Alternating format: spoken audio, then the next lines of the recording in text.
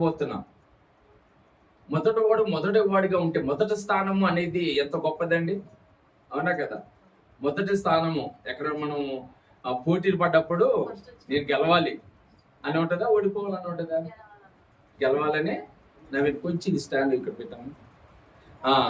గెలవాలనే ఉంటుందా, ఓడిపోవాలని ఉంటుందా? చదువుకున్న వాళ్ళు పాస్ అవ్వాలని ఉంటుందా, పరీక్ష ఫెయిల్ అవ్వాలని ఉంటుందా? ఏమ్మా, పాస్ అవ్వాలనే ఉంటది కదా. అలాగనే ఉన్న వాళ్ళు ఎవరైతే మనము దేవుని సన్నిధిలో సమర్పించుకుంటే వాళ్ళు ఎలా ఉండాలి? సాగిపోతూ ఉండాలి. సాగిపోదును ఆగిపోను నేను. ఏంటి పాట మాత్రం ఏమో పాడతాం, సాగిపోతాను ఆగిపోనని. కానీ చాలా మంది ఆగిపోయేవారుగా ఉన్నారు. సరే, ఏదైనప్పటికీ వాళ్ళని దేవుడికి అప్పచెప్తాం. ప్రియ దేవుని పెట్టారా, ఇక్కడ వాక్యము ఎవరమ్మ బోధించేది మనకి? అమ్మ, పరిశుద్ధాత్మ దేవుడు. నేను బోధిస్తానా? నేను చెప్తాను వాక్యం ఇక్కడ నిలబడి. ఏది చెప్పినా వాక్యము అనేది ఎవరి గురించి ఉంటది? మన గురించి ఉంటది. వాక్యము మన గురించే. వాక్యం ఎలాంటిదంట? అద్దం లాంటిదో. వాక్యం ఎలాంటిది? మన అద్దం ముందు నిలబడ్డం అనుకో, అద్దం ముందు నిలబడితే ఏం కనబడిద్దమ్మా? మన ముఖం మీద ఉన్న మచ్చలు కనబడతాయి, మనలో ముఖం మీద ఉన్న లోపాలు కనబడితే లేదా? మరి వాక్యం అద్దం లాంటిది కాబట్టి మనలో లోపాలని వ్యక్తి చూపిస్తా ఉంటాడు దేవుడు. అది నా కోసమే అనుకోవద్దు. ఒకవేళ నా కోసమే అనుకుంటే మనం ఏం చేయాలి? సరిదిద్దుకోవాలి. మచ్చ ఉందనుకోండి, ఎట్లా ఉంచుకుంటామా? అద్దం దగ్గర పోయి మచ్చ ఉందే ఉన్నాయి అనుకోండి పోతామా? దాన్ని తుడుచుకుంటాము కదా. ఇంకా దాన్ని కనబడుతుంటే దాని fair and lovely face cream తో మనము సరి చేసుకొని వెళ్తా ఉంటాం, అందరికి మంచిగా కనపడాలని. ఇక్కడ మనం ఎందుకు వస్తున్నాము? దేవుడికి మంచిగా కనపడాలని. దేవుని స్తోత్రం, హల్లెలూయా. దేవుడికి మంచిగా కనబడితే మనకి దీవెనలు ఇస్తాడు దేవుడు. దీవులు ఉట్టికేస్తాడా దేవుడు అంటే, మనము దేవునికి ఇష్టమైన ప్రభు యేసుక్రీస్తు నందు దేవుడు చూసి తండ్రి అయిన దేవుడు, ఈయన నా ప్రియ కుమారుడు, నేను ఈయనందు ఆనందించుతున్నాను అంటాడు. కనుక చూడండి, ఒకసారి వాక్యము దేవుడు మాట్లాడుతున్నప్పుడు ఒకవేళ ఈ వాక్యము నాకు తట్టింది అనుకుంటే మనం సరి చేసుకోవటానికి ప్రయత్నం చేయండి. అంతేగాని ఇది ఏదో ఒక వ్యక్తి నిలబడ్డాడు మాట్లాడాడు నా గురించి అనుకుంటే అది ఏమీ మనకు ఉపయోగం ఉండదు, మన ఆత్మీయ జీవితానికి ఏమీ ఉపయోగం ఉండదు. కనుక వాక్యంలోకి వెళ్తాం. ప్రియ దేవుని బిడ్డరా, మీరు మరి అలాగా భావించకుండా ఆత్మస్వరూపమైన దేవుడు నాతో మాట్లాడుతున్నాడు అన్న వాళ్ళు రెండు చేతులు ఎత్తే దేవుని మహిమపరుస్తుంది. హల్లెలూయా. పురుషులైన వాళ్ళ చేతులు ఎత్తట్లేదే. హల్లెలూయా. చాలా మంచిది. ఈరోజు అంశం ఏంటంటే చింతపడకుడి, అంటే చిందింపకూడదు. ఒక అంశం ఏంటంటే చింతింపకూడదు అంటే బాధపడకూడదు. మనం బాధపడేవారము కాదు, కానీ బాధపడుతున్నాం. బాధపడేవారము కాదు, బాధలు వస్తున్నాయి. మన దేవుడు మనకి సమస్తము సమకూర్చి అనుగ్రహిస్తాడు. సమస్తము సమకూర్చి అనుగ్రహిస్తాడు. కానీ దేవుడు ఇస్తాడు అని మనం నమ్మం. అనుకుంటాము నా దేవుడు సమస్తము సమకూర్చి ఇస్తాడు అని ప్రార్థన కూడా చేస్తాము, కానీ ఆ మాట మీద నమ్మకం పెట్టాం. అందుకే చూడండి, ఈ రోజులో ఇక్కడున్న ప్రతి ఒక్కరూ ఒక ఆలోచన చేద్దాం. ఈరోజు మనిషి ప్రతి దాని కొరకు చింతపడుతుండవు, బాధపడుతుండవు. మనకి ఈరోజు చూడండి, ఈ చింత అనేది తెలుగులో ఏమంటారంటే, తెలుగులో చింతపడకూడదు, ఇంగ్లీష్లో ఏమంటారు? డిప్రెషన్ అంటారు కదా. డిప్రెషన్లోకి వెళ్తూ ఉంటారు చాలా మంది.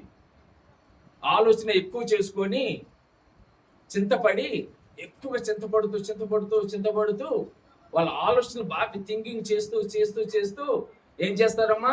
వాళ్ళ మైండ్ అంతా ఖరాబ్ అయిపోయి డిప్రెషన్లోకి వెళ్ళిపోతారు. వాళ్ళకి ఇంకా పక్కన ఏం జరుగుతుందో వాళ్ళకి తెలియదు. పక్కన ఏం జరుగుతుందో వాళ్ళకి తెలియదు. వాళ్ళ ఆలోచన అంతా ఒకటే, నేను అది చేయలేకపోయాను, ఇది పొందుకోలేకపోయాను, ఇలా ఉండలేకపోయాను, నాకెందుకు ఈ యొక్క అనారోగ్యం వచ్చింది, ఈ అనారోగ్యం ఎందుకు వచ్చింది, ఈ బాధ ఎందుకు వచ్చింది, ఈ కష్టం ఎందుకు వచ్చింది, ఈ శోధనలు ఎందుకు వచ్చినాయి అని ఎక్కువగా ఆలోచనలు చేస్తూ ఉంటారు. డిప్రెషన్లోకి వెళ్ళిపోతూ ఉంటారు, చింతపడుతూ ఉంటారు, బాధపడుతూ ఉంటారు.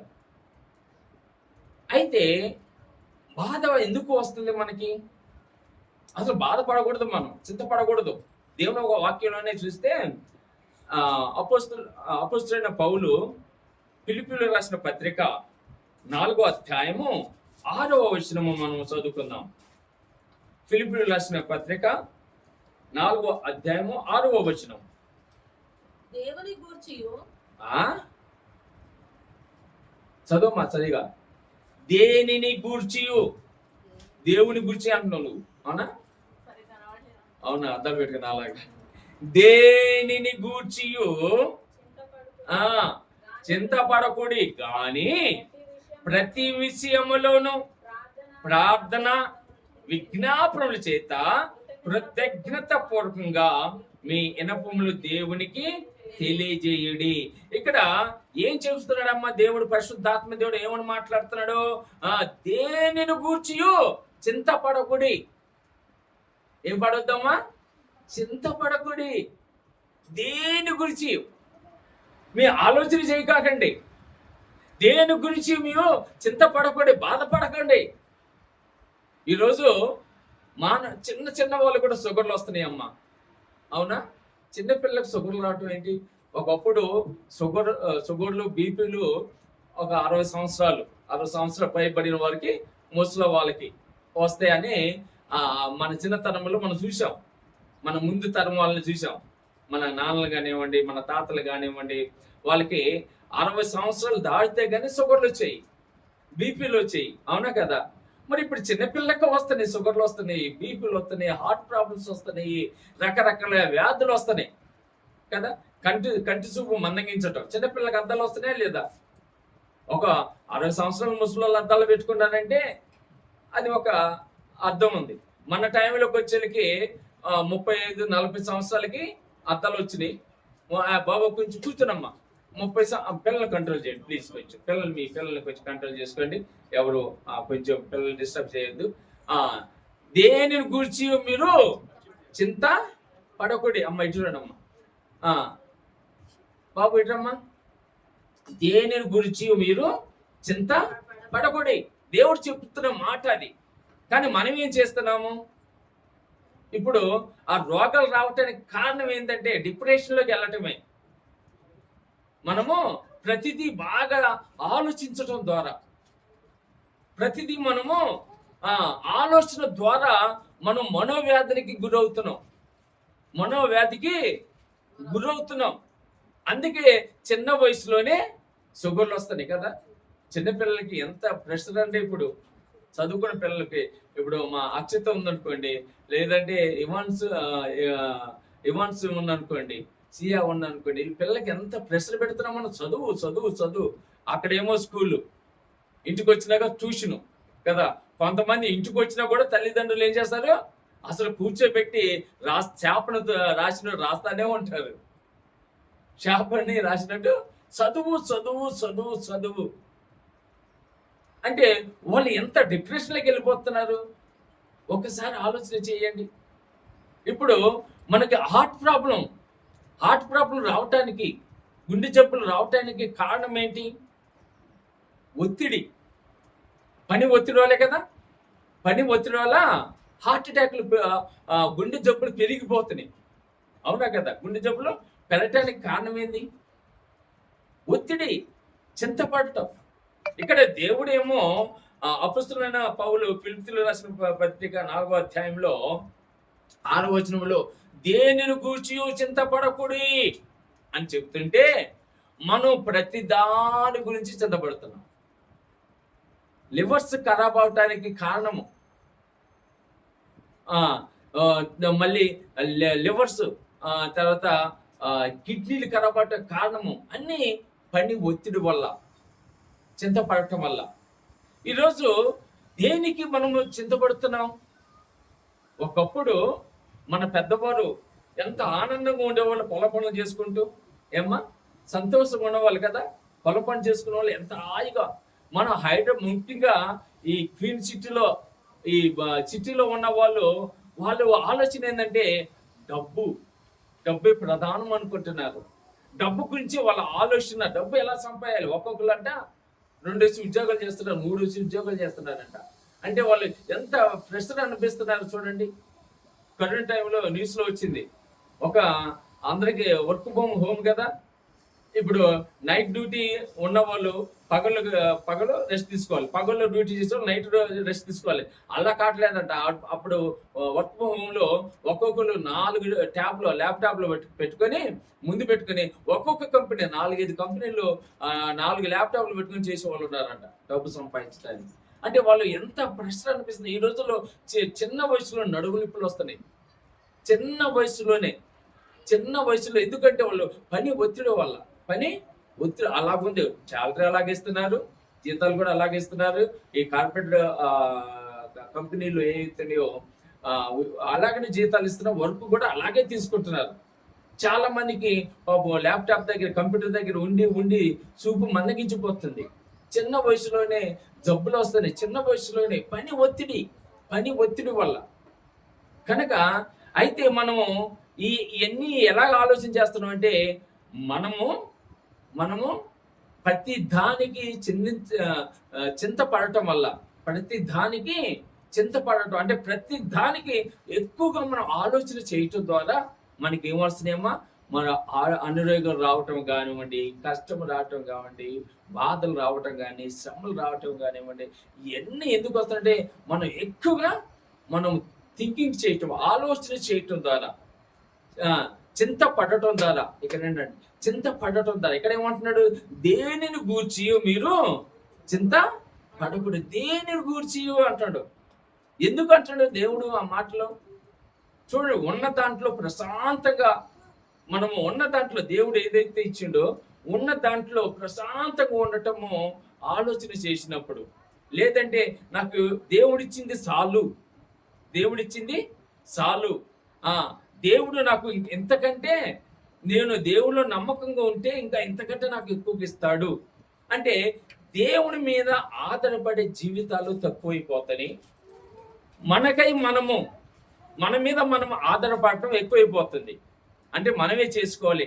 దేవుని మీద ఆధారపడట్లేదు, దేవుని యొక్క చిత్తం మీద ఆధారపడట్లేదు, దేవుని యొక్క ప్రణాళిక మీద మనము ఆలోచన చేయట్లేదు.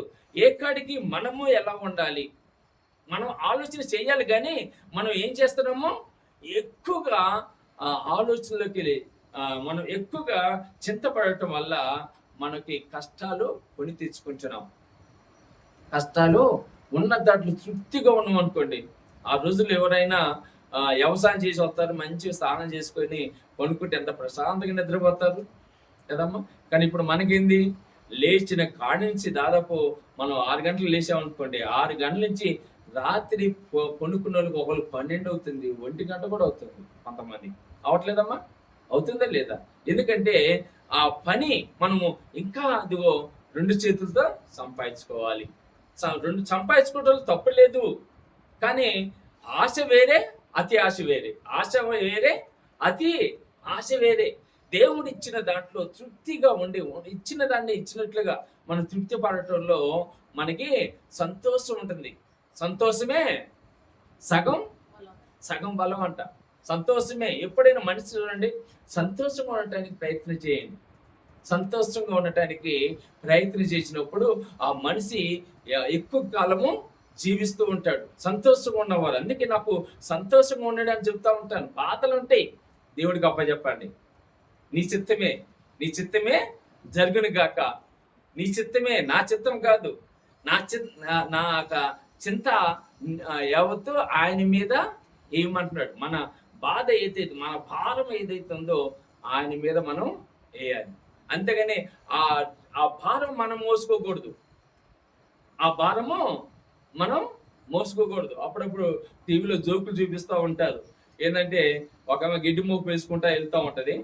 ఒక ఆయన ట్రక్ ట్రాలీ వెళ్తూ ఉంటే అమ్మ ఎక్కువ అంటే ఎక్కువ కూర్చుంటది కానీ మోపు ఎక్కడది, మోపు ఎక్కడది, తల మీదే ఉంటది, బండిలో పెట్టదు. ఇంక నువ్వు అంతకాడి బండి ఎక్కడం ఎందుకు, నీ భారం నువ్వు మోసుకునే కాడికి కదా. కనుక దేవుణ్ణి మనం విశ్వసించినాక మన భారం అంతా ఆయన మీద వేయాలి. నీ చిత్తమే, ఎవరి చిత్తం జరగాలి, దేవుడి నువ్వు ఎంత ప్రయాసపడ్డా, మనం ఎంత కష్టపడ్డా, మనం ఎంత శ్రమ పడ్డా కానీ మనం దేవుడు ఇవ్వాల్సిందే ఇస్తాడు, అంతకన్నా ఎక్కువేమీ ఇవ్వడు. దేవుడు ఇచ్చేదే మాత్రమే మనము పొందుకుంటాం. కనుక మనకి ఏ కష్టం ఉన్నా, ఏ బాధ ఉన్నా, ఏ శ్రమ ఉన్నా మనము ఏ బాధపడకుండా, చింతపడకుండా దేవుని మీద ఆనుకోని జీవితం మనకు ఉండాలి. అది ఇక్కడ పరిశుద్ధాత్మ దేవుడు మాట్లాడుతున్నాడు. దేనిని గూర్చి నువ్వు దేని గురించి ఆలోచన చేయగాకండి. నీకు కావాల్సింది యేసయ్య ఇస్తాడంతే. నమ్మితే దేవుని స్తోత్రం, హల్లెలూయా.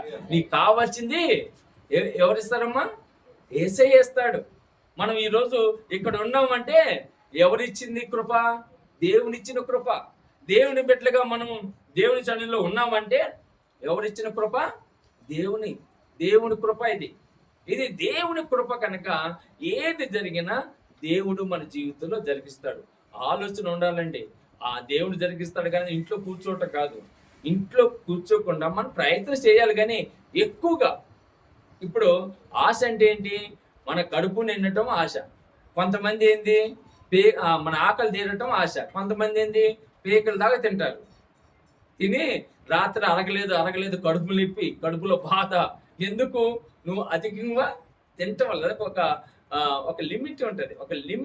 లిమిట్ ప్రకారంగా మనం వెళ్ళాలి. అంతేగాని ఎక్కువగా మనము నేను వాళ్ళకంటే గొప్ప వాళ్ళు కావాలి ఇలా అని ఆలోచన చేసుకుంటూ నువ్వు అదే ఆలోచన చేసుకుంటూ ఉంటే దేవుడికి దగ్గర కాలేము. దేవుని బిడ్డగా మనం ఉండలేము. కనుక ఇక్కడ ఏమన్నానంటే దేవుడు, దేనిని గూర్చి మీరు చింత పడకూడదు. దేని గురించి మీరు ఆలోచన పడాల్సిన పని లేదండి. దేని గురించి మీరు మన గురించి ఆలోచించేది ఎవరంటే దేవుని స్తోత్రం, హల్లెలూయా. మన గురించి ఆలోచన చేసేది ఎవరు? దేవుడు. మన గురించి ఆలోచింపజేసేది కూడా ఆలోచన చేసేది దేవుడు. మనం ఆలోచింపజేసి ఏమీ ఉపయోగం ఉండదు. ఒకవేళ ఉన్నా కానీ అది కొంతవరకే. దేవుడు ఇచ్చింది మాత్రం స్థిరంగా ఉంటది. దేవుడిచ్చిన ఆశీర్వాదములు ఎలా ఉంటాయి అంటే స్థిరంగా ఉంటాయి. ఇంకా ఎప్పటికి పోవు. మనకై మనము కొన్ని తెచ్చుకొని ఉంటే ఉంటది, పోతే పోస్తాయి. ఉంటే ఏముంది? మనం చూస్తా ఉన్నాం కదా, అనేక సందర్భంలో అనేక మందిని చూసా ఉన్నాం. సంపాదించుకుందంట రాత్రే యోపుకు పోయినట్టు కూడా పోయినాయి. సంపాదించుకుని మాత్రం ఒక్కోసారి ఏముంది, ఒక చిన్న రోగానికి లక్షలు ఉంచుతున్నారు హాస్పిటల్. చిన్న రోగానికి లక్షలు అడ్మిట్ అయితే చాలు మినిమం 2 లక్షలు బిల్ అవ్వాల్సిందే వాళ్ళకి. ఎందుకంటే అలాగా హాస్పిటల్లోనే అలాగా వాళ్ళు వసూలు చేయటం కూడా అలాగనే ఉన్నాయి. ఏ చేసినా కానీ వాళ్ళు ఒక వ్యక్తి వెనకాల 2 లక్షలు లేని ఎనుగు పంపించరు. మనం ఆ 2 లక్షలు సంపాదించాలంటే ఎంత సమయం పట్టింది? ఎన్ని రోజులు పట్టింది చెప్పండి? ఆ 2 లక్షలు మిగిలించాలంటే సంపాదిస్తాం కానీ సంపాదించుకుని ఖర్చులకు అయిపోతా ఉంటాయి, కుటుంబ ఖర్చులు అయిపోతా ఉంటాయి. కనుక దేనిని గూర్చి ఏమంటున్నామా? అంటే కలత చెందకూడదు, ఆందోళన మీ జీవితంలో ఉండకూడదు. ప్రతి దానికి ఎట్ట చేయాలి, నాకు చదువు రావట్లేదే అని నేను ఆందోళన చెందటం, భయం చెందటము, చింతపడటము, ఇవన్నీ మనకి మానసిక శోభ మాత్రమే మిగిలింది. నువ్వు కష్టపడు, చదువు, నిలబడు, దేవుళ్ళు ప్రార్థన చేసుకో, ప్రభుని అడుగు, నాకు జ్ఞాపకం ఉండట్లేదు, జ్ఞాపక శక్తిని దయచేయి, దేవుని మీద ఆధారపడు. దేవుడు ప్రతి ఆందోళనలో పుట్టించే సంఘటనలు మన జీవితంలో చాలా ఉంటాయి. ఆందోళన, ఇప్పుడు చదువుకున్న వాళ్ళు ఉద్యోగాలు రావట్లేదని ఆందోళన చెందుతూ ఉంటారు. ఉద్యోగం వచ్చినాక ఏం చేస్తారమ్మా?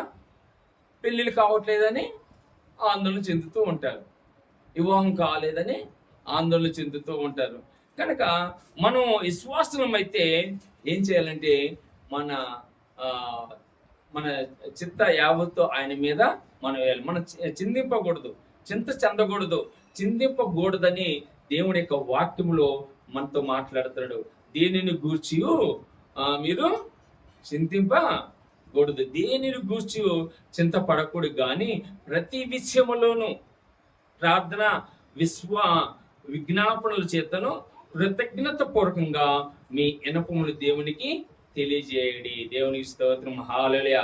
ఈరోజు మన అంశం ఏంటంటే దేనిని గూర్చి చింత పడకుడి, దేనిని గురించి మనము చింత పడకూడదు అని దేవుని యొక్క వాక్యములో మనం చింతపడకుండా దేవుని వైపు చూసే మనసు మనకు ఆందోళన చెందకుండా విశ్వాసములైతే నమ్మకమైతే, ఇప్పుడు అబ్రాహాము ఇస్సాకుని బలి ఇమ్మన్నాడు. బలి ఇమ్మంటే బాధపడ్డాడా? ఆయన ఆందోళన చెందాడా? దేవునికి స్తోత్రం అనుకుంటూ వెళ్ళాడు. ఆయన ఊరందరికి తిరిగి చెప్పలేదు, ఇదిగో నా బిడ్డని ఏకైక కుమారుని బలిగి ఇమ్మంటున్నాడు. అదే ఈరోజు దేవుని యొక్క వాక్యం ద్వారా ఒక్క మాట అంటే తట్టుకోలేకపోతున్నారు. దేవుడు అబ్రాహాముని నీ ఏకైక కుమారుని నాకు బలి, నీ ఏకైక కుమారుని నాకు బలి ఇవ్వమంటే మనం ఏమంటాం? పో పాస్టర్ గారు అయితే నా కుమారుని బలి ఇవ్వమంటున్నాడు అని మనం ఏమంటామమ్మా? పారిపోతాం కదా, ఉంటామా మనం? కానీ ఉండాలి. ఎందుకంటే అది దేవుడు తీసుకోడు. ఇస్సాకుని దేవుడు తీసుకున్నాడమ్మా, బలి తీసుకున్నాడా? అడిగాడు కానీ బలి తీసుకోలేదు. అంటే నేను పరీక్షించడానికి, ఓకేగా, దేవుడు మాటలు గద్దింపు మాటలు వచ్చినా నిన్ను పరీక్షించడానికి అని తెలుసుకొని ఆ పరీక్షకు నువ్వు తట్టుకుంటే నిలబడతావు, ఆత్మీయంగా బలపడతావు, ఆత్మీయంగా దీవించబడతావు, ఆత్మీయంగా దేవుని బిడ్డగా, దేవుని కుమారుడుగా, దేవుని కుమార్తెగా ఉంటావు. అంతేగాని చిన్న మాటగా మనం పడిపోయామనుకోండి, అది దేవుని యొక్క ఆలోచన కాదని తెలియజేస్తున్నాను. ప్రియ దేవుని బిడ్డలారా, అందుకే మనం విశ్వాసం అయితే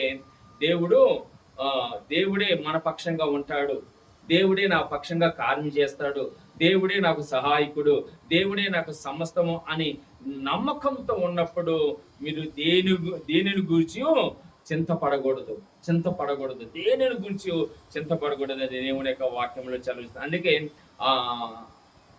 అపొస్తలుల కార్యములో 7వ అధ్యాయంలో ఒక మాట ఇక్కడ మనం జ్ఞాపకం చేయాలి. అపొస్తలుడైన పౌలు కొరింథీయులకు రాసిన పత్రిక తీయండి. అపొస్తలుడైన పౌలు మొదటి కొరింథీయులకు రాసిన పత్రిక 7వ అధ్యాయము, మొదటి కొరింథీయులకు రాసిన పత్రిక 7వ అధ్యాయము 32వ వచనము చదువుకుందాం. ఒకసారి చదవండి. 37-32. మీరు చింతలేని వారే ఉండవలనని, చాలు, మీరు చింతలేని వారై ఉండాలని, మీరు దేని గురించి చింతింపకూడదని దేవుడి యొక్క ఆలోచన అంట. దేవుని స్తోత్రం, హల్లెలూయా. నీకు ఏదైనా కావాలనుకో, దేవుడి దగ్గర మోకరించు, ప్రభువా నాకు ఇవి, దేవుడి దగ్గర మోకరించి ప్రార్థన చేయి. అదే ఇందాక మనం అడిగిన ప్రతి విషయంలో దేని గురించి మీరు చింతపడకూడి, కానీ విజ్ఞాపన విజ్ఞాపన మన జీవితంలో ఉండాలి. దేవునికి ప్రార్థన చేయటం, మన అవసరతను దేవుని ముందు పెట్టడం నేర్చుకోవాలి. మన అవసరత ఎవరి ముందు పెట్టాలమ్మా? దేవుని ముందు పెట్టడం నేర్చుకోవాలి. పొద్దున్న లేచి ప్రార్థన అంటే అదే, ప్రభువా ఇదిగో ఈ రోజంతా నన్ను కాపాడావు, నీకు స్తోత్రం. ఇంకొను ప్రభువా మంచి ఆరోగ్యం దయచేయి, ఇదిగో నాయనా నీ శక్తి, నీ బలం నాకు నా అవసరతను తీర్చుము నాయనా. దేవుడు మనకి సహాయం చేస్తాడా లేడా? సహాయం చేస్తాడు దేవుడు. దేవుడు మనకు సహాయం చేయటానికే ఉన్నాడమ్మా. ఆయన సహాయమును పొందుకున్నట్లయితే అది ఎంతో ఉన్నతంగా ఉంటది. మనుషులు చేసే సహాయము ఎన్ని రోజులుగా ఉంటుందమ్మా? ప్రతిసారి నువ్వు పోయి అప్పు అడిగితే ఇస్తాడా? ఒకసారి ఇస్తారు, 2 సార్లు ఇస్తారు, అవి తిరిగి ఇస్తే నువ్వు మళ్ళీ ఇస్తారు. అంతేగాని నువ్వు 10 సార్లు అప్పు అడిగి మళ్ళీ 10 సార్లు అప్పు అడిగినావు అనుకోండి, ఇస్తానే ఉంటాడు ఎవరైనా అప్పు? ఎవరు ఈ లోకంలో ఇచ్చింది ఇస్తేనే మళ్ళీ ఇస్తాడు. కానీ దేవుడికి అలా కాదు, నువ్వు ఇవ్వాల్సిన పని లేదు, కానీ నీకు ఇస్తానే ఉంటాడు. హల్లెలూయా. నీకు ఇస్తానే ఉంటాడు. దేవుడు మనకి సమస్తమును కలిగించిన వాడమ్మ. ఆయన దేవుడు సమస్తమును మనకి వినండి, వాక్యం వినండి ప్లీజ్. దేవుడు ఏమంటున్నాడు ఇక్కడ 27వ వచనంలో, అది మనకి 7వ అధ్యాయం 32వ వచనంలో, మొదటి కొరింథీయులకు రాసిన పత్రికలో 32, మీరు చింత లేని వారై ఉండవాలని. ఎలా ఉండాలంట? మీరు చింత లేని వారై. ఏమొద్దు. ఇప్పుడు మొదటి సమూయేలు గ్రంథంలో హన్న తన ఆమెకున్న నింద ఏంటమ్మా? సంతానం లేదు, గొడ్రాలు. ఆ నిందను పోగొట్టుకోవటానికి ఎక్కడికి వెళ్ళింది? తన చింతను పోగొట్టుకోవటానికి ఎక్కడికి వెళ్ళింది? దేవుని మందిరానికి వెళ్ళింది. తన చిత్తం తన దేవుని యొక్క పై ఆధారపడింది. తన చిత్త యావత్తు దేవుడికి చెప్పుకుంది. తన బాధను దేవుడికి చెప్పుకుంది. తన దుఃఖముని దేవుడికి చెప్పుకుంది. తన ఆందోళనని దేవుడికి చెప్పుకుంది కాబట్టి దేవుడు ఆమె కోరికను సఫలం చేశాడు. దేవుని స్తోత్రం, హల్లెలూయా. ఆమె కోరికను తీర్చాడు దేవుడు. ఆమె కోరిక తీర్చాడా లేదా? ఆమె చింతపడలేదు, దేవుని కాడికి పోయి ప్రార్థన చేసింది అంతే. మనకి ఇందాక కూడా ఫిలిప్పీయులకు రాసిన పత్రిక 4వ అధ్యాయంలో అదే కదా, ప్రార్థన విజ్ఞాపనతో ప్రార్థన దేవుడి దగ్గరకు పోవాలి. నీ బాధ ఏదో, నీ ఆందోళన ఏదో, నీ కష్టం ఏదో, నీ శ్రమ ఏదో ప్రతిదీ దేవుని మీద వేయాలి. అప్పుడు దేవుడు నిన్ను ఏం చేస్తాడు? నీ బాధను చూస్తాడు. ఏమంటాడు ఆయన? మీరు చింతలేని వారి ఉండవాలని కోరుచున్నాను. చింతలేని. కానీ ఇక్కడ ఎలా ఉన్నానంట చూడండి, ఆ కింద లైన్లు చూస్తే, పెళ్లి కాని వాడు ప్రభుని ఎలాగో సంతోషపెట్టగలని ప్రభు విషయమై కార్యములను కూర్చు చింతించుతున్నాడు. పెళ్లి కాని వాడు అంటే పెళ్లి కోసం చింతపడుతున్నాడంట. పెళ్లి కానివాడు దేనికోసం చింతపడుతున్నామ్మా? ఇప్పుడు ఏదైనా తోటలో దేవుడు చేసిన కార్యం ఏంది? గొప్ప కార్యము. ఆదాము ఎముకలు శరీరంలో నుంచి ఎముక తీశాడు కదా, ఆ ఎముకని మళ్ళీ ఆ చెరువులో జతపరిచేవాడు దేవుడే కదా. అంటే మనకు ఎక్కడో ఒక సాట ఉంది కదా, మమత కూడా ఉంటారు ఎక్కడో సాట. ఇంకా టైం రాలేదేవో, ఓకే, ఒకసారి ఉంటారు కదా. ఇప్పుడు ఆ ఎముకని ఆ చెరువులో జతపరిచేది దేవుడు బాధ్యత. కానీ ఇక్కడ పెళ్లి కానలేదని చింతపడుతూ ఉంటారు. ముందే చెప్పాను కదా, చదువు రానోడు చింతపడుతూ ఉంటాడు. చదువు వచ్చినాక చదువు నేర్చుకున్నాక ఉద్యోగం కోసం, ఉద్యోగం వచ్చినాక పెళ్లి కోసం. ఇక్కడ కూడా అదే, పెళ్లి కాలేదని ఏం చేస్తున్నాడ? చింతపడుతున్నాడు. పెళ్లి కాలేదని. పెళ్లి అయినాక ఎలా ఉంటుందో చూడండి. మనం చదువుతున్న వాక్యంలో 33 వచనం, పెళ్ళైన వాడు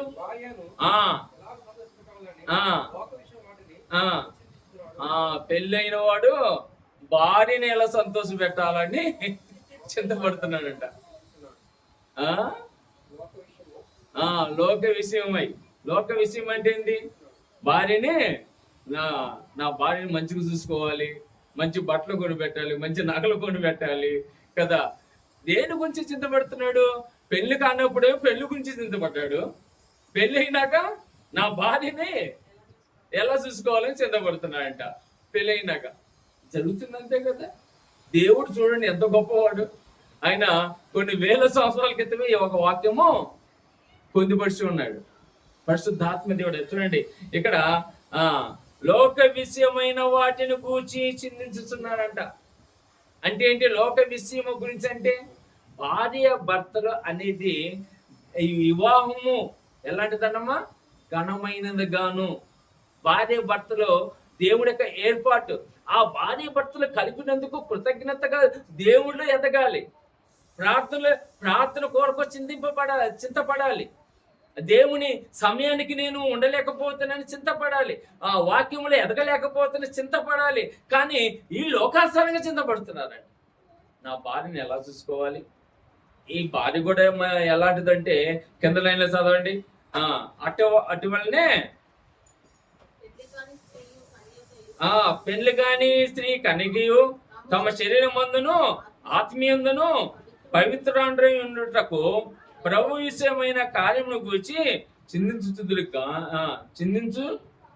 గాని పెళ్ళైనది భర్తను ఎలాగో సంతోష పెట్టగలని లోక విషయమైన వాటిని గూర్చి చిందించుతున్నారు. చూడండి, పెళ్లి కాకముందు మంచిగా సండే స్కూల్ ఎదిగిన వాళ్ళు ఉన్నారు, పెళ్లి కాకముందు ఆత్మీయంగా బలపడిన వాళ్ళు ఉన్నారు, కండస్థ వాక్యం చెప్పిన వాళ్ళు ఉన్నారు. పెళ్లి నాకేముంది పరిస్థితి? భర్త ఏమో భార్యను చూసుకోవటం సరిపోయింది, భార్య ఏమో భర్తను చూసుకోవటం సరిపోయింది. వాళ్ళ అవసరాల గురించి ఇక దేవుని వాక్యం దేవుని కొరకు ఆలోచించేయట్లేదు. వీళ్ళు చింత అంటే ఎవరి కొరకు? భర్త కొరకు, భార్య కొరకు. వాళ్ళ లోక సంబంధంగా ఎలాగో ఉండాలి మనం సంతోషంగా, లోక సంబంధంగా ఏ విధంగా మనం సంపాదించుకోవాలి, లోక సంబంధంగా మనం ఎలా హోదాగా ఉండాలి, కార్లో తిరిగితే ఎలా సంతోషంగా ఉండాలి. దేవుని కొరకు లేదు వీళ్ళ చింత. సంఘములో ఎదుగుదాము, సంఘములో ఉండాము. మన కష్టం ఏదొచ్చినా దేవుడు ఉన్నారమ్మా మన పక్షంగా కార్యం చేయటానికి. మన పక్షంగా ఎవరున్నారు? దేవుడు ఉన్నాడు. అందుకే ఆయన లోకోత్సరమైన జీవితం కాదు కానీ ఆత్మీయ సంబంధమైన జీవితం కలిగి ఉండాలని దేవుని యొక్క వాక్యించాలి. అందుకే మత్తయి సువార్తలో స్వయాన యేసు ప్రభు కొన్ని మాటలు మాట్లాడతాడు. 6వ అధ్యాయము, మత్తయి సువార్త 6వ అధ్యాయంలో 25వ వచనం ఒకసారి చదువుకుందాం. 6వ అధ్యాయము. అందువలన నేను మీతో చెప్పినది ఏమనగా, ఏమి తిందుమా, ఏమి తాగుదుమా అని మీ ప్రాణమును గురించి, ఏమి ధరించుకుందామా అని మీ దేవుని గురించి చింతపడకుడి. చాలు. ఇక్కడ ఎవరి గురించి, దేని గురించి చింతపడుతున్నారంట అమ్మా? ఏమి తిందుమా, ఏమి త్రాగుదమా అని మీ ప్రాణమును గురించినను, ఏమి ధరించుకో అని మీ దేవుని గురించినను. ఇదండి చూడండి, దేవుడు దేవుని బిడ్డలుగా మన అంగీకరిస్తే దేవుళ్ళో మనము ప్రార్థన పూర్వకంగా కనిపెట్టకుండా దేని గురించి చింతపడుతున్నాము? మనం ఏమి తిందామా, ఏమి త్రాగుదామా అని మీ ప్రాణమును గూర్చెనను, ఏమి దర్శించుకుందాము అని మీ దేహము గూర్చెనను చింతపడకూడి కదా. ఏమి చూడండి, అందువల్ల నేను మీతో చెప్పంది ఏమనగా, అక్కడ కొండమీద ప్రసంగములు అండి చెప్తున్న మాట. కొండమీద ప్రసంగంలో అద్భుతమైన మాటలు ఉంటాయి మనకి. ఆ కొండమీద ప్రసంగంలో చెప్తున్న మాటలు చాలా అద్భుతమైన మాటలు. అందులో కొన్ని మాటలు, ఈ మాటలు కొన్ని ఆ మాటలు మనం జ్ఞాపకం చేసుకుంటే, ఏమి తిందుమో, ఏమి తాగుదామో, అదే ఆలోచన. సంపాదించుకుంటున్నాం కదా మనము, సంపాదించుకుంటున్నాము, ఏమి తిందాము, ఏమి తాగుదాము, అదే ఆలోచన. ఏమి తిందాము, ఏమి త్రాగుదాము అని మీ ప్రాణమును గూర్చి అయినను, ఏమి దర్శించుకుందాము అని మీ దేహమును గూర్చి అయినను చింతపడకూడి అని. దేని గురించి చింతపడకూడదు? ఎందుకంటే ఇక్కడ ఎందుకు అంటున్నా ఆ మాట? ఆహారము కంటే ప్రాణమును, వస్త్రము కంటే దేహము గొప్పవి కావా? అర్థమవుతుందమ్మా? మనము ఇక్కడ చూడండి, ఏమి తిందుము. ఈ రోజులో ఒకప్పుడు మనం కడుపు నిండి తినటానికి తిండి చాలా భగవంతుడు మన పితరులు, మన తల్లిదండ్రులు ఉన్నారు కదమ్మా.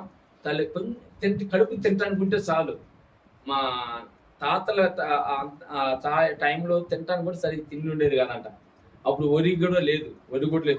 పండితే జొన్నలు, సజ్జలు అవి పండేవి. అవి కూడా సరిగ్గా పండగ ఒక్కోసారి కరువు వచ్చింది కదా. కరువుకి వచ్చినప్పుడు బురద తాగి బతికాడంట కొన్ని నీళ్ళు. బురద, మట్టి పల్సగా చేసుకొని బంక మట్టి అది తిని బతికారంట కొన్ని రోజులు. చూడండి ఎంత కష్టపడ్డారు ఆ రోజుల్లో. కానీ ఇప్పుడు మనం ఏంటి, మనం తిండిలో పోటీ పడుతున్నాం. రకరకాల తిండి, జంక్ ఫుడ్లు వచ్చినాయి, రకరకాలుగా తింటున్నాం మనం. ఆ తిని రోగాలు కొని తెచ్చుకుంటున్నాం. అసలు ప్రతి ఒక్కరు చూడండి, ప్రతిరోజు ఏదో ఒకటి తినాల్సిందే బయట ఫుడ్. అది జబ్బు వస్తాయి అని మనకు తెలుసు, కానీ ఆ తిండి కొరకే మనము సంపాదించుకోవాలి. తిండి కొరకే రకరకాల ఇన్ని రకాల వంటలు వచ్చినాయి ఈ రోజుల్లో. ఎన్ని రకాలు పప్పాన్ని వేసుకొని కొంచెం మామిడికాయ పచ్చడి వేసుకొని తిట్టండి, ఎంత గమ్మగా ఉండేదమ్మా కదా. కానీ ఇప్పుడు దమ్మగా బిర్యానీలు ఎన్ని రకాలు వచ్చినాయో. అవి తించినా కానీ మనము తృప్తి సాగట్లేదు, ఇంకా ఇంకా కొత్త తిండి కొత్త తిండి, ఏమి తిందమో, ఏమి ఏమి తిందమో, ఏమి త్రాగుదమో, దాని గురించి మనం ప్రయాసపడుతున్నాం. అవునా కదా? తిండి కోసం, ఇంకా త్రాగడానికి ఏంటంటే చాలా మంది సాయంత్రం కాలంలో బార్లు తాగుతారా లేదా? ఏమి తిందమా, ఏమి త్రాగుదమ్మా కదా. ఆ బట్టల కొరకు, బట్టలు వస్త్రముల కొరకు రకరకాలమైన లక్షల ఖర్చులు పెడుతున్నారు వస్త్రాల గురించి. 2 లక్షల పట్టు చీరలు ఉన్నాయంటమ్మా, 2 లక్షలకు ఖరీదు చేసే పట్టు చీరలు ఉన్నాయంట. మరి మనం కూడా మనకు ఉన్న దాంట్లోనే ఒకసారి అప్పు చేసి కూడా కొనుక్కుంటాం అనుకోండి పెళ్ళిళ్ళు అయితే. సరే, అయితే ఇక్కడ ఏమి తిందామో అని మీ ప్రాణం కూర్చును, ఏమి ధరించుకుందామా అంటే వస్త్రములు, ఏమి ధరించుకుందామా అని మీ దేహము కూర్చేను చింతపడొద్దు. మనం ఏం తినాలి, ఏం త్రాగాలి, ఏం కట్టుకోవాలి, వాటి గురించి మనము చింతపడుతున్నాం. దాని గురించి మన సంపాదన సగం ఖర్చు దేని గురించి? తిండి గురించి, త్రాగటానికి గురించి, వస్త్రముల గురించి, వాటి గురించే. కానీ దేవుడు ఏం చెబుతున్నాడు చూడండి, ఇక్కడ దేవుడు చెబుతున్న మాటలు ఏంటంటే ఏమి తాగుదమ్మా మీ దేవుని గురించి చింతపడ. ఆహారము కంటే ప్రాణము, వస్త్రము కంటే దేహమును గొప్పవి కావా. ఏమంటున్నాడమ్మా? ఆహారము కంటే ప్రాణము గొప్పదమ్మా. ఆహారం కంటే ఏం గొప్పది? ప్రాణము గొప్పది. అంటే డబ్బు, ఒక రకంగా చెప్పాలంటే డబ్బు కంటే ప్రాణము గొప్పది. కానీ డబ్బు కొరకు ప్రాణము పోయేంత వరకు, అంటే ప్రాణం సొమ్మచిల్లేంత వరకు కష్టపడుతున్నారు. నైట్ అనగా, పగలనగా, డే అనగా, రాత్రి అనగా మొత్తం సంపాదన కొరకు రాత్రి పగలు హెచ్చిస్తున్నారు చాలా మంది. వాళ్ళు ఎంత ప్రయాసపడుతున్నారంటే ప్రాణము గొప్పది, ఈ వస్త్రము గొప్పది, ఆహారము గొప్పది కాదు, డబ్బుది గొప్పది కాదు. దేవుడు మనకి సమస్తము సమకూర్చి అనుగ్రహించేవాడు మన దేవుడు. కానీ మనం ఏం చేస్తున్నామంటే ఈ లోక సంబంధమైన వాటి గురించి మనము ప్రయాసపడుతున్నాం, లోక సంబంధమైన వాటి గురించి కష్టపడుతున్నాం, లోక సంబంధమైన వాటి గురించి మన ప్రాణాన్ని నల్లగొట్టబడుతున్నాము. కానీ మనము దేవుని కొరకు మనం చింతపడట్లేదు. నువ్వు దేని గురించి చింతింపబడుతున్నావు? ఆహారం కొరకు, త్రాగటానికి, వస్త్రం కొరకు బాగా నువ్వు చింతపడుతున్నావు. కానీ ఆత్మీయ జీవితం కొరకు చింతపడుతున్నావా? ఒకసారి ఆలోచన చేయండి. అయినా నీ మొత్తము నీకు ఏది కావాలో సమకూర్చి ఇచ్చేది దేవుడని మనం గుర్తిరిగినప్పుడు మనం ప్రార్థనలో కనిపెట్టుకోవాలి, విజ్ఞాపన చేయాలి. పౌలు అదే అంటాడు, విజ్ఞాపనతో మనం పొందుకోవాలి. నీకు ఏది అవసరత ఉంది, నీకు ఏది కావాలన్నా దేవుని ఎదుటి నుంచి నువ్వు పొందుకోవాలి. మనం కష్టపడితే వస్తాయి, కానీ అది దేవుని ఆశీర్వదించకపోతే నిలుస్తాయమ్మా? మనం నిలిచుంటే అవి నిలబడు. కనుక ఎప్పుడైతే నువ్వు దేవుని కొరకు ఇదిగో ఆహారము కంటే ప్రాణమును, అర్థమవుతుందా? ఆహారము కంటే ప్రాణము పోయేంత వరకు, ప్రాణము సొమ్ముచిల్లేంత వరకు నువ్వు కష్టపడుతున్నావు. ప్రాణం గొప్పది కదా? అంటే వస్త్రం కంటే దేహము గొప్పది కదా? దేహం కాపాడుకోవటానికి మన దేహాన్ని, అంటే శరీరాన్ని కప్పుకోవటానికి ఎంత వస్త్రం కావాలి? దానికి ఎంతగా వెచ్చిస్తున్నాం, దాని గురించి ఎంతగా మనము ప్రయాసపడుతున్నాం, ఇవన్నీ దేవుడికి తెలుసు. అందుకే కింద లైన్లు అంటాడు దీంట్లో, ఆకాశ పక్షులను చూడండి, అవి ఇత్తవు పోయవు. అందుకే మనుషులతో అంటాను, మనుషులారా ఎందుకు ఇంత ప్రయాసపడుతున్నారమ్మా? ఎందుకు ఇంత చింతపడుతున్నారు మీరు? ఎందుకు ఇంత బాధపడుతున్నారు? ఇంత దుఃఖకరమైన, వేదనకరమైన జీవితం అనుభవిస్తున్నారు? ఇదిగో మీరు ఆకాశ పక్షులు చూడండి, అవి విత్తవు పొయ్యవు, కూర్చుకోండు, చదవా, వాటిని పోషించట్లేదా? వాటికంటే శ్రేష్టమైన వారు మనం. ఈ లోకములో ఆకాశ పక్షుల కంటే, భూజంతువుల కంటే శ్రేష్టమైన వారు ఎవరమ్మా? మనము. ఎందుకు? ఆయన రూపాన్ని మనకి ఇచ్చాడు కదమ్మా. ఆయన స్వహస్తాలతో నిర్మించుకున్నవాడు అవన్నీ పక్షులు కలిగిన గాక అని పక్షులు కలిగినాయి. అవునమ్మా? జంతువులు కలిగిన గాక అంటే బాగా నిద్రపోతున్నాడు. జంతువులు కలిగిన గాక అంటే జంతువులు కలిగినాయి. ఆకాశ పక్షులు కలిగిన గాక అంటే మళ్ళీ జలరాశులు కలిగిన కాక అంటే చేపలు కలిగిన కాక అంటే కలిగినాయి. కానీ మనుషులైనా మనని దేవుడు ఎలా నిర్మించుకున్నాడు? తన స్వహస్తాలతో తన రూపం ఇచ్చాడమ్మా మనకి. తన రూపం ఇచ్చి, అందుకే ఈ లోకములో ఉన్న అన్ని జీవరాశుల కంటే కూడా మన శ్రేష్టమైన వారు. మనం ఎలాంటి వారమే? శ్రేష్టమైన వారు మనం. అందుకే నీకు ఏది కావాలంటే దేవుని అడుగు. నువ్వు ప్రయాసపడే కన్నా, నువ్వు కష్టపడే కన్నా, నువ్వు బాధపడే కన్నా, నువ్వు ఇదిగో ఆందోళన కలిగే కన్నా, నీ చింత యావత్తు ఏదైతే ఉందో అది దేవుని మీదే. నాకు ఇది కావాలి ప్రభువా, అడుగుడి మీకు ఇవ్వబడును. ఏమంటాడు? అడుగుడి, మీరు అడగండి, మీకు ఏది కావాలో దేవుడు ఇవ్వడా? దేవుని స్తోత్రం. హల్లెలూయా. దేవుడిని ఇస్తాడు నమ్మితే దేవుని స్తోత్రం చేద్దాం. హల్లెలూయా. దేవుడు ఇచ్చే దేవుడమ్మ మనకి ఇస్తాడు. సమస్తమును సమకూర్చిస్తాడు మనకి. నీకు ఏది కావాలో మనకి సమస్తమును. ఈ రోజు ఇక్కడ హైదరాబాద్ లో ఉన్నామంటే నా జీవితంలో నిజంగా ఆయన ప్రణాళిక లేకపోతే నేను ఇక్కడ ఉండలేను. ఇక్కడ ఉన్న ప్రతి ఒక్కరు కూడా ఆయన చిత్తములో ఇక్కడికి వచ్చాం. అందుకే ఆయన చిత్తములో ఉన్నా కాబట్టి నీ చింత యావత్తు ఆయన మీద అయ్యేది. ఆయన అడగండి, నాకు ఇది కావాలి ప్రభువా అని అడగండి, దేవుడు ఇస్తాడు. దేవుని స్తోత్రం. హల్లెలూయా. హల్లెలూయా. 28వ వచనం చదవండి. వస్త్రములు గూర్చి ఏమంటారమ్మా? వస్త్రములు గూర్చి మీరు చింత పండేలా అడవి పూలు ఎలాగో నెదుగుతున్నావో ఆలోచించుడి. అమ్మా చూడండి, మీరు వస్త్రం గురించి ఎందుకు చింతపడుతున్నారు? మీరు చింతపడకూడదు. అడివి పూలు ఎలాగ ఎదుగుతున్నావో ఆలోచించుడి. ఒకసారి ఆలోచన చేయండి. ఎదుగుతున్నావో ఆలోచించుడి. అవి కష్టపడవు వడకవు. అవి కష్టపడవు వడకవు అంట. 31వ వచనంలో మనం చూస్తే, కాబట్టి ఏమి తిందమో, ఏమి త్రాగుదామో, ఏమి ధరించుకుందామో అని చింతపడకూడి అన్ని జనులు వీటిని విషయమై విసరింతురు. ఎవరంట? అన్యజనులు. అన్యజనులు అంటే ఎవరు? దేవుని ఎరగని వారు, దేవుని కార్యములు ఎరగని వారు. లోకంలో కాదండి. దేవుని అంటే విశ్వాసమే ఉంది కొంతమందికి, పరలోక రాజ్యం మీద విశ్వాసం ఉండదు. యేసయ్య అంటే విశ్వాసమే ఉంటుంది కొంతమందికి, పరలోకం ఎవరు పోయి ఇచ్చారులేండి. పరలోకం మనం చూసామమ్మా? చూసిన వాళ్ళు ఎవరైనా వచ్చారా? ఎవరు రారు. అక్కడికి వెళ్ళినోళ్ళు ఎవరు రారు. ఇక్కడి నుంచి వెళ్ళటమే తప్ప. ఇక్కడి నుంచి వెళ్ళాలంటే మనం ఈ యొక్క జీవము ఇడవాలి. కనుక అక్కడ పోయిన వాళ్ళు ఇక్కడ రారు. ఇక్కడి నుంచి ఎక్కడికి వెళ్ళాలి తప్ప. చాలా మంది ఎవరు చూసి వచ్చారు, ఎందుకు వస్తారు? అక్కడికి వెళ్ళిన వాళ్ళు అక్కడే ఉంటారు పరలోకంలో. అంటే పరలోకం మీద నీకు నమ్మకం లేదు.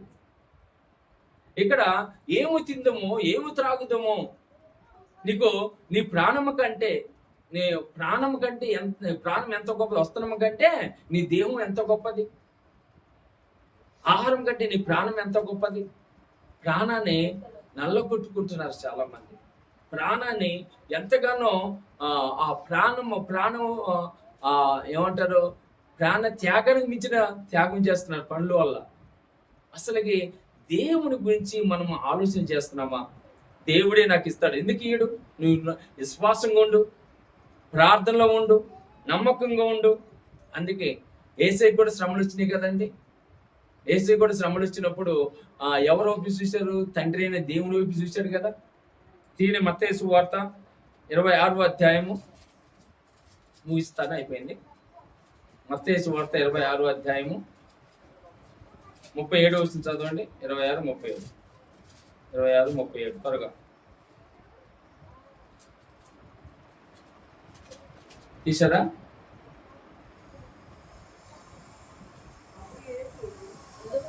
పేతురు జెబెదయి ఇద్దరు కుమారులను ఎండబెట్టుకొని పోయి దుఃఖపడుటకును చింతకాంతుడగుటకు మొదలుపెట్టిన. అప్పుడు యేసు మరణమగునంతగా నా ప్రాణము బహు దుఃఖములో మునిగున్నది, మీరు ఇక్కడ నిలిచి నాతో కూడా గెచ్చమైన తోటలో ఆయన ప్రార్థన చేస్తున్నాడు. చివరి నిమిషము, ఇంకా రేపు నేను పట్టబడతాను, ఇంకా కొన్ని గడియలు నేను పట్టబడతాను, రోమపుర సైన్యము నన్ను పట్టుకుంటుంది, నన్ను ఇదిగో శ్రమలు పెడతారు, బాధ పెడతారు, వేదన గురి చేస్తారు, ఇదిగో నన్ను అవమానిస్తారు, ఇదిగో ఆ కలవరి శివుడికి నన్ను ఇదిగో అప్పచెప్తారు, ఆయన 39 కొరడ దెబ్బతో నన్ను హింసిస్తారు, బాధ పెడతారు అని గుర్తెరిగి కూడా ఆయన తన నీ చిత్తమే గాని ప్రార్థన చేస్తూ, ఇది నీ చిత్తమే గాని నా చిత్తము కాదు ప్రభు అంటాడు. ఇష్టమును తొలగించు ప్రభు అని తండ్రి అని దేవుని అడగటానికి.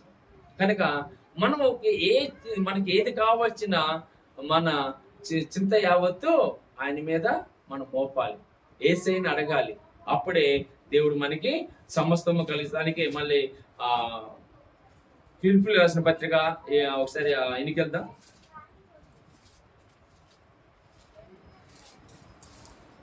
4వ అధ్యాయం, ఫిలిప్పీయులకు రాసిన పత్రిక 4వ అధ్యాయము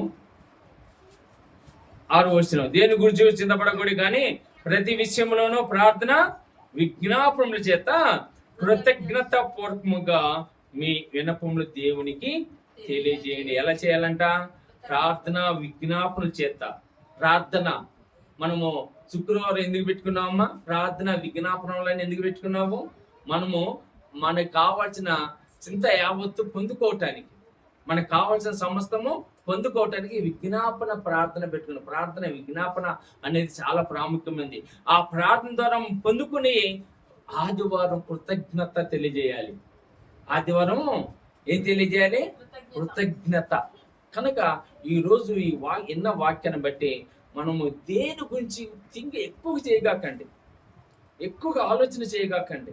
ఇప్పుడు చాలా మంది మానుకుంటున్నారు. నేనేమైనా బాధపడుతున్నానా? అయ్యో వీళ్ళు రావట్లేదని ఏడుస్తున్నానా? దేవుడి చిత్తం అయితే వస్తారు ఏమ్మా, దేవుడి చిత్తం కాకపోతే రారు.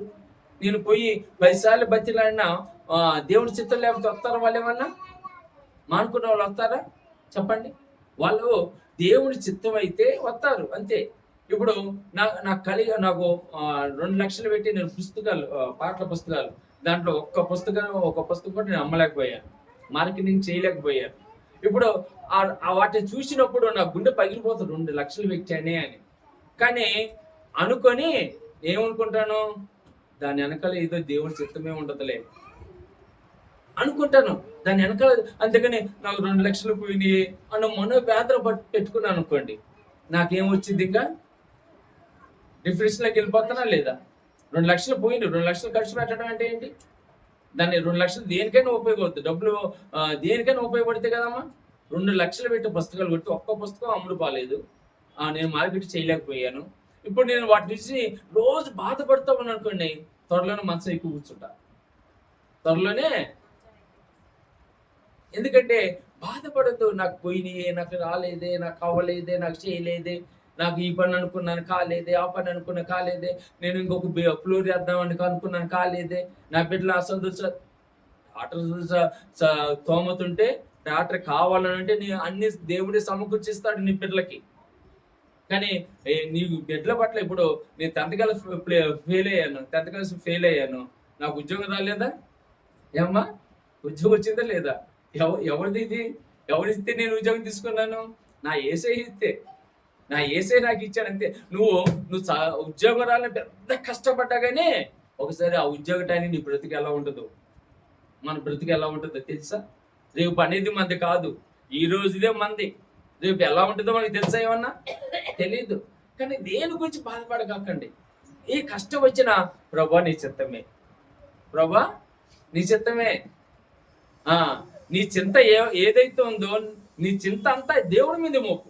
నీకు ఏది కావాలో దేవుడి మీద అనుకో, దేవుని అడుగు, ప్రార్థన చేయి, విశ్వాసంతో నిలబడు, దేవుని పట్ల దేవుని వైపు చూడు, సంఘములో దేవుని వైపు చూడు, ప్రార్థనలో దేవుని వైపు చూడు, నీకు సమస్తము కలుగును గాక. ఆమేన్. దేవుడు అనుగ్రహిస్తాడండి. దేవుడు నీకు కావాల్సిన మొత్తం ఇస్తాడు. లిస్ట్ ఉంది ఆయన దగ్గర. నీకు ఏది కావాలో లిస్ట్ అయితే ఉంది. కానీ మనం పొందుకోలేకపోతున్నాం అంటే మన ఇక్కడ సరిగా విశ్వాస జీవితం సరిగా లేదేమో. ఒకసారి ఆలోచన చేద్దామా ప్రియ దేవుని బిడ్డలారా? మరి నీ చింత ఏదైతే ఉందో నీ చింత దేవుని మీద మోపు, దేవుడికి అప్పచెప్పుకో. దేవుడు నిన్ను లాస్ట్ ఒక మాట చెప్తాను. సామెతల గ్రంథం తీయండి, 10వ అధ్యాయం 22 వచనం. 10వ అధ్యాయం 22 వచనం. 10:22 ఒక మాట చెప్పి నేను ముగిస్తాను త్వరగా. యెహోవా ఆశీర్వాదము ఐశ్వర్యం ఇచ్చును, నరుల కష్టము చేత. ఎవరి కష్టం చేత అంట? నరుల కష్టం చేత ఆశీర్వాదం ఎక్కువ కాదంట. మన ఆశీర్వాదం ఎక్కువ కావాలంటే దేవుడు ఆశీర్వదిస్తేనే. దేవుని స్తోత్రం, హల్లెలూయా. ఇస్సాకుని ఆశీర్వదించినట్లుగా దేవుడు నూరంతర ఫలములతో ఆశీర్వదిస్తేనే నువ్వు నూరంతర దీవెన పొందుకుంటావు. నూరంతర దీవెనలు ఇక్కడ ప్రతి ఒక్కరికి కలిగిన కాక. దేవుడు నూరంతర దీవులు ఇచ్చేది. అందుకే యెహోవా ఆశీర్వాదము ఐశ్వర్యం ఇచ్చును, నరుల కష్టం చేత ఆశీర్వాదము ఎక్కువ కాదు. మన కష్టం చేత ఎక్కువ కాదమ్మా. కష్టపడాలి. కష్టం చేత అంటే ఏంటి? మనం రోజు కష్టపడుతున్నాం కదా. 6 దినాలు మనకి దేవుడు ఇచ్చాడు కదమ్మా. అమ్మా 6 దినాలు మనకి ఇచ్చాడు కదా. రేపు నుంచి మన దినాలు ఆదివారం, సోమవారం నుంచి శనివారం వరకు మన దినాలు కదా. మనం కష్టపడతాం కదా. అందులో కష్టపడటంలో తప్పలేదు. కానీ మనం ఏం చేస్తున్నాం? ఒక సందర్భంలో దేవుని సమయాన్ని కూడా కాదని కష్టపడుతున్నాం. అది ఆ కష్టము అంటున్న దేవుడు. అర్థమవుతుందా మీకు? దేవుడి సమయాన్ని కూడా నువ్వు తీసుకొని కష్టపడితే ఆ కష్టం మంచిది కాదు. ఆ కష్టంలో ఆశీర్వదించబడవు. ఆ కష్టంలో నువ్వు దీవించబడవు. ఆ కష్టం వల్ల నీకు నష్టమే తప్ప లాభం లేదంటాడు. అందుకే దేవుడిచ్చిన ఆశీర్వాదములే మనకి కలుగుతాయి. ఆ ఆశీర్వాదముల వల్ల మనం ఆశీర్వదించబడతాం. ఆ విధంగా ప్రియ దేవుని బిడ్డలారా, దేవుడి చేత ఆశీర్వదించబడండి. నీ చిత్త యావత్తు దేవుడి మీద మోపండి. దేవుడు నీకు సహాయం చేయను.